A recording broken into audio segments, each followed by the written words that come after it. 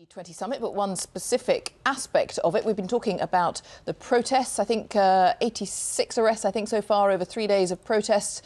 But huge numbers of people involved, particularly yesterday, as we saw. So how does word get around so that people know exactly when and where to meet? How does all of that happen in this internet day and age? Let's get more from our technology correspondent, Rory Jones. Well, it's a simple question, but I guess there's so many ways to communicate now. That's the point, isn't it, Rory? There are. People are certainly using what are called social media tools in all sorts of ways out there. They've been using Twitter, they've been using something called Flickr, where you post photos on the net, they've been using Facebook, all sorts of ways. I've got a site up here where a bunch of journalism students are actually kind of trying to pull all this together. They've got video reports done by mobile phone, they've got a whole bunch of Twitter messages.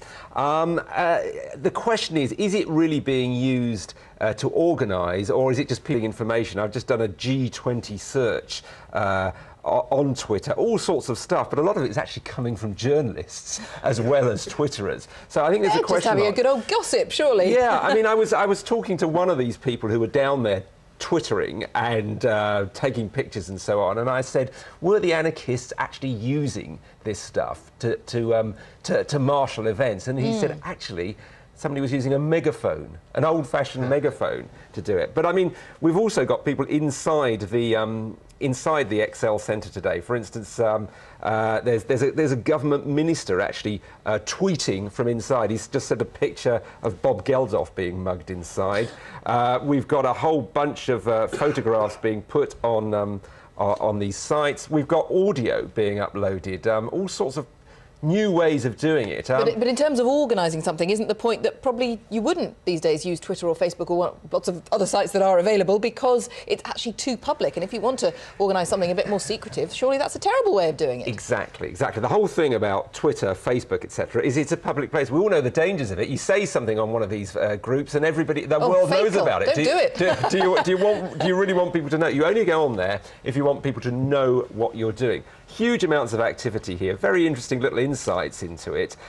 Just hearing people kind of, talking about what's going on. I've got a little bit of audio there. Someone's uploaded using their mobile phone, talking about what's going on out on the streets, direct onto the internet. So fascinating use of this stuff. Whether they're anarchists doing it or keen, sort of techie, slightly geeky people like me is another matter indeed. Yeah, Rory, I don't really want to pass judgment on that on national television, but thanks so much for popping in with your electronic friends.